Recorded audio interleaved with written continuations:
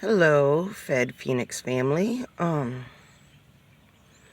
Today's one of them days, Y'all remember that Monica song from back in the 90s? It's just one of them days that a girl goes through when I'm angry inside. Don't want to take it out on you. Y'all know I can't sing. You see, after the first sentence of that song, I paused and I thought, dang, I should not do this to these wonderful people. But then I thought, nah, I need to sing the second line because it's applicable.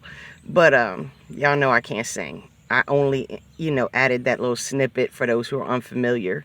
But anyway, it's one of them days. This whole process from my door getting kicked in 2 years ago to the custody battle that was born from that to, being on bond with the state for over a year and a half. And every time another round of indictments came out, just constantly wondering if I was going to be on it. Like, when would the day come, or would the day come? And then ultimately those charges getting dropped, my co-defendant validated that I knew nothing and had no involvement, according to him. I can't even say that now because I signed a plea deal that says otherwise, which, my plea deal was for up to 4 years. If I wouldn't have agreed to the things within my plea deal, they would have indicted me on conspiracy and I would have been looking at 10 to life. And you don't beat the Fed. So let me rephrase. My former co-defendant said that. But I guess I can't agree with it. I don't know. I don't know what all the legality is. Anyway, but the emotional roller, back on topic, the emotional roller coaster of my state charges getting dropped and that huge relief. And then there was a, there's so much I can't say. I can't say because I know there would be repercussions from people in positions to extend my time or even add more time if the truth of things were to be exposed, on how the injustice system played out on this one. So I'm gonna shut my mouth and just say, and then the shock when I got the federal target letter, and I lawyered up right away, and was under the impression I was looking at astronomical numbers of prison time. And then I took my plea deal and I became, a felon, a person convicted of a federal felony, June 10th of this year, a few months ago, a couple months ago, less than 2 months ago. And then, as we all know, very recently I got sentenced and found out that I would be doing 2 years in federal prison and then a year paper. And now trying to prepare my youngest child for that, trying to batten down the hatches for my loved ones, my children, my parents, a few friends, really trying to make sure they're in the best position possible while I do my time, as far as me doing my time having as little negative impact on their lives as possible. And it's a real emotional roller coaster. It's a lot. It's a lot to process. And a lot of days you're kind of comfortably numb and you just go through the motions. Some days you're angry. Today I'm angry. Today I'm disgusted and I'm angry. And I really just want to address and call out, particularly one individual, who was in my discovery packet, also my co-defendant's discovery packet, who not only turned on my co-defendant to prevent himself from going to prison. So you took a man away from their children, his children, so that to make sure that you would have more time to smoke blunts and be a bum in a free world. And if that wasn't enough, 2 years later, and I don't even know what his little statement was dated as, but 2 years later, you made a false statement against me to help ensure that I would also be taken away from my children, because you're a snitch, you're a confidential informant, and this is what you're required to do in exchange for your freedom. You're just on call to make statements against folks, whether they're true or untrue. And I didn't even know about this statement this person made until I got my PSR, or the fact that the injustice system really took advantage in some ways of the fact that I'm not a wealthy person. I'm not a person with powerful friends. And, I'm not a person in a position to fight, realistically with any hope of a positive outcome when it comes to anything federal. And that was exploited, to accommodate egos and situations that have nothing to do with me. And I really want to take that head on, but if they say a smart person learns from their mistakes and a smarter person learns from other people's mistakes. And I've certainly seen folks try to expose the injustice system for what it is, the corruption, the whatever, the personal agendas, that people are peddling and have other people are joining in on them, on pursuing. And every time I've seen anyone do that, they end up dead, disappeared, or in prison, or with new charges. So I know nothing good can possibly come of that for me other than giving me a sense of peace. And honestly, in life, you're not going to have the greatest level of peace or 24/7. So sometimes you got to just take it on the chin and just accept, hey, it is what it is. And I just got to get through it the best I can and hope to God I'm never in a similar situation. But definitely, with how I'm feeling right now, I'm going to leave the injustice system part alone because I know that's a fire you don't want to play with.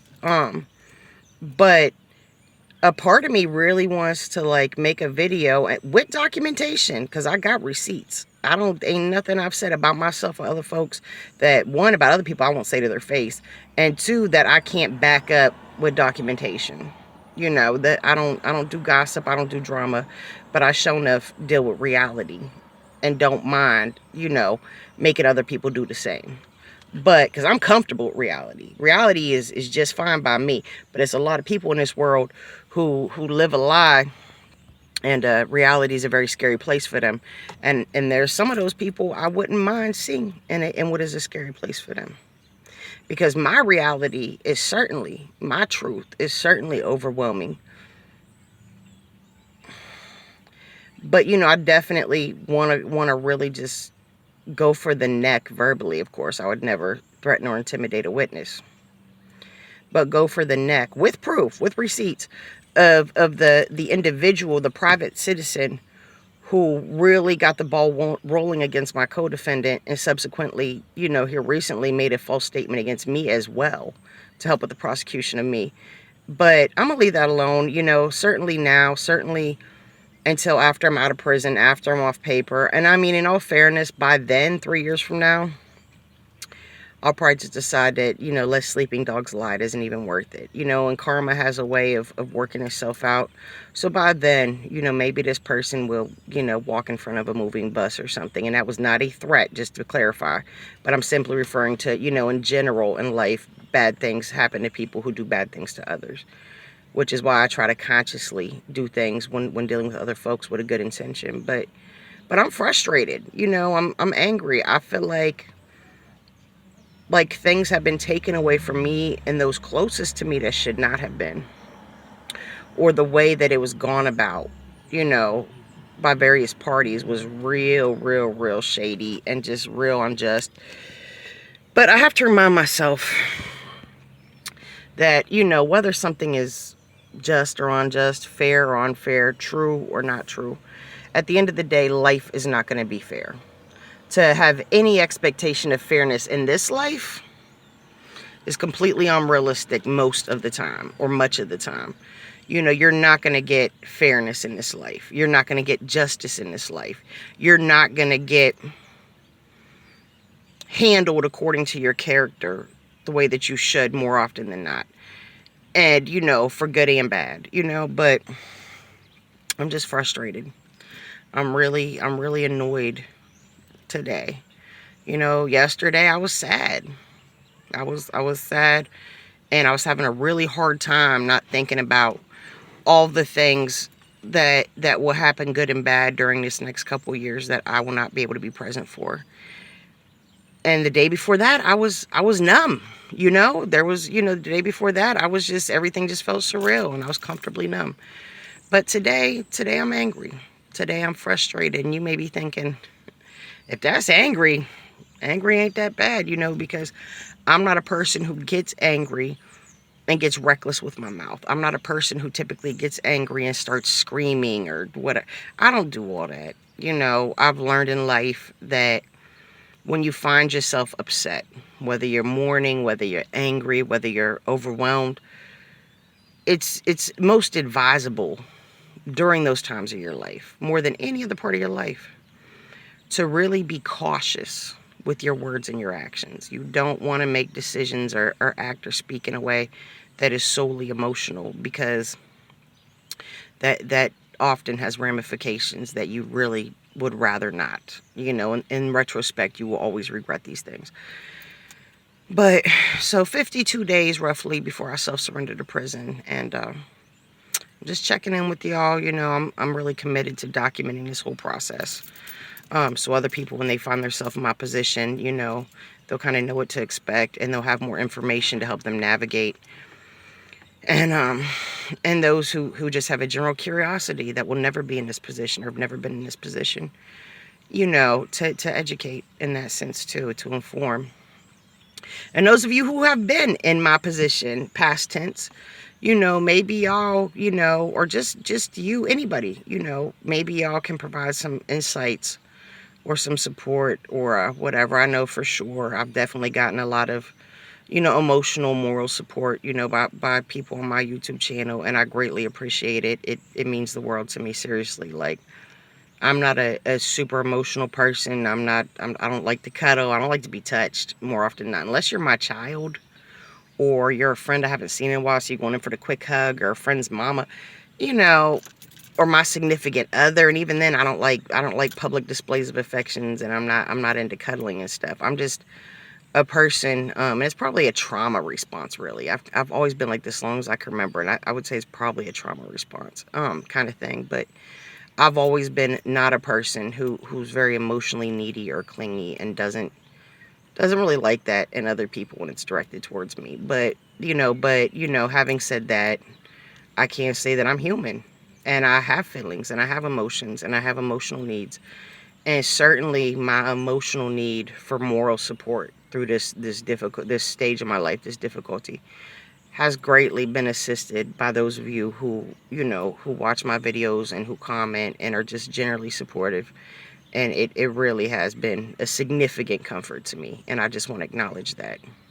But yeah, 52 days till self-surrender, and I'm vexed. That's what I am. I'm vexed. But I know, you know, as I've been on this emotional roller coaster for a couple years now, just not in this particular phase of it, I know that these thoughts or feelings that kind of bubble up or overwhelm me at times, or kind of, you know, murmurs, you know, undertones, you know, it'll pass. It always does. So if you're in this situation just like I am, remember, this is a slice of your life. You're going to get through this because you have to. Feel free to like, subscribe, and hit notifications, and I'll talk to y'all later.